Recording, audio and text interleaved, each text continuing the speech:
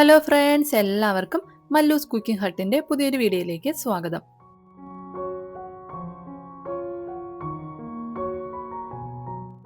ഇന്നത്തെ വീഡിയോ എന്ന് പറയുന്നത് 2 ഉരുളക്കിഴങ്ങ് വെച്ചിട്ട് നമുക്ക് ഈസി ആയിട്ട് തന്നെ തയ്യാറാക്കി എടുക്കാൻ പറ്റുന്ന ഒരു പൊട്ടറ്റോ ബോൾസ് ആണ്.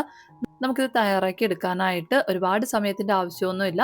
നമുക്ക് ഉരുളക്കിഴങ്ങൊന്ന് വേവിച്ചെടുക്കാനുള്ള ഒരു സമയം മാത്രം മതി. ബാക്കിയെല്ലാം നമുക്ക് പെട്ടെന്ന് തന്നെ തയ്യാറാക്കി എടുക്കാവുന്നതാണ്. അപ്പോൾ ഇതെങ്ങനെയാണ് തയ്യാറാക്കി എടുക്കുന്നതെന്നൊന്ന് നോക്കാം. അപ്പോൾ നമ്മുടെ വീഡിയോയിലോട്ട് പോകുന്നതിന് മുമ്പായിട്ട് വീഡിയോ കാണുന്ന സമയത്ത് നിങ്ങൾക്ക് ഇഷ്ടപ്പെടുകയാണെന്നുണ്ടെങ്കിൽ ഒന്ന് ലൈക്ക് ചെയ്തേക്കണേ. അതുപോലെ തന്നെ ചാനലൊന്ന് സബ്സ്ക്രൈബ് ചെയ്ത് സപ്പോർട്ട് ചെയ്യാനും മറക്കല്ലേ. അപ്പോൾ നമ്മുടെ ഈ ഒരു പൊട്ടറ്റോ ബോൾസ് തയ്യാറാക്കാൻ വേണ്ടിയിട്ട് ഞാൻ അത്യാവശ്യം വലിയ 2 ഉരുളക്കിഴങ്ങാണ് എടുത്തിട്ടുള്ളത്. ഇത് നന്നായിട്ട് ഉപ്പിട്ട് വേവിച്ചെടുത്തിട്ടുള്ള ഉരുളക്കിഴങ്ങാണ്. ഇത് നമുക്ക് നന്നായിട്ടൊന്ന് ഉടച്ചെടുക്കാം.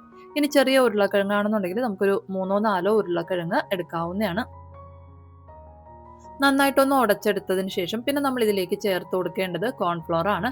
നമുക്കിതിലേക്ക് 4-5 സ്പൂൺ അളവിൽ കോൺഫ്ലോർ ചേർത്ത് കൊടുക്കാം.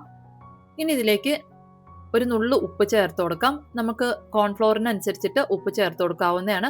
ഉരുളക്കിഴങ്ങിന് ഉപ്പ് ചേർത്തിട്ടുണ്ടെങ്കിൽ അതിനനുസരിച്ചിട്ട് വേണം നമ്മൾ ഉപ്പ് ചേർത്ത് കൊടുക്കാനായിട്ട്.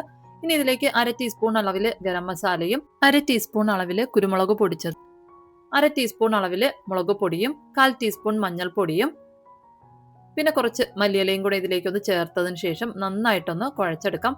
നമ്മൾ കുഴച്ചെടുക്കുമ്പോഴത്തേക്കും ഒട്ടും തന്നെ വെള്ളം ചേർത്ത് കൊടുക്കാനായിട്ട് പാടില്ല. ഈ ഒരു ഉരുളക്കിഴങ്ങിൻ്റെ നനവിൽ തന്നെ നമുക്ക് കുഴച്ചെടുക്കാവുന്നതാണ്. കുഴച്ചെടുത്ത് കഴിയുമ്പോഴത്തേക്കും നമുക്ക് ഈ ഒരു പരുവത്തിലൊന്ന് കുഴച്ചെടുക്കാനായിട്ട് പറ്റും. ഇനി നമ്മൾ കുഴച്ചെടുക്കുന്ന സമയത്ത് കുറച്ചൊന്ന് ലൂസായിട്ട് തോന്നുകയാണെന്നുണ്ടെങ്കിൽ വീണ്ടും നമുക്ക് ഇതിലേക്ക് 1 ടീസ്പൂൺ അളവിൽ കോൺഫ്ലോർ കൂടെ ഒന്ന് ചേർത്തൊന്ന് കുഴച്ചെടുത്താൽ മതിയും. കുഴച്ചെടുക്കുമ്പോഴത്തേക്കും നമുക്ക് ഈ ഒരു പരുവത്തിൽ ഒന്ന് സോഫ്റ്റ് ആയിട്ടൊന്ന് കുഴച്ചെടുക്കാനായിട്ട് പറ്റണം. ഇനി നമ്മൾ കുഴച്ചെടുത്തിട്ടുള്ള ഈ ഉരുളക്കിഴങ്ങ് നമുക്ക് കുറേശ്ശെയായിട്ട് എടുത്ത് കയ്യിൽ വെച്ചിട്ട് നല്ലതുപോലെ ഒന്ന് ഉരുളയാക്കി എടുക്കാം. ഒട്ടും തന്നെ ക്രാക്കൊന്നും വരാത്ത രീതിക്ക് വേണം ഇതൊന്ന് ഉരുളയാക്കി എടുക്കാനായിട്ട്. ഇപ്പോൾ ഞാൻ ഒരെണ്ണം ഒന്ന് ഉരുളയാക്കി എടുത്തിട്ടുണ്ട്. ഇതുപോലെ നമുക്ക് എല്ലാ ഉരുളക്കിഴങ്ങും ഒന്ന് ഉരുളയാക്കി എടുക്കണം. ക്രാക്ക് വന്നു കഴിഞ്ഞാൽ നമ്മൾ ഇത് എണ്ണയിലേക്ക് ഇട്ട് കൊടുക്കുന്ന സമയത്ത് പൊളിഞ്ഞു പോകാനുള്ള ചാൻസ് ഉണ്ട്. അതുകൊണ്ട് നല്ല സ്മൂത്ത് ആയിട്ടുള്ള രീതിക്ക് വേണം ഇതൊന്ന് ഉരുളയാക്കി എടുക്കാനായിട്ട്. ഇനി നമ്മൾ ഉരുളയാക്കി എടുത്തിട്ടുള്ള പൊട്ടറ്റോ ബോൾസ് നമുക്ക് എണ്ണയിലേക്ക് ഇട്ടൊന്ന് ഫ്രൈ ചെയ്ത് എടുക്കാം. എണ്ണ ഒരു മീഡിയം ടു ഹൈ ഫ്ലെയിമിൽ വെച്ചിട്ട് വേണം ഒന്ന് ഫ്രൈ ചെയ്ത് എടുക്കാനായിട്ട്. നമ്മൾ ഹൈ ഫ്ലെയിമിൽ എണ്ണ വെച്ച് ഫ്രൈ ചെയ്ത് എടുത്തു കഴിഞ്ഞാൽ പുറം ഭാഗം നമുക്ക് പെട്ടെന്ന് തന്നെ ഒരു കളറിൽ കിട്ടും.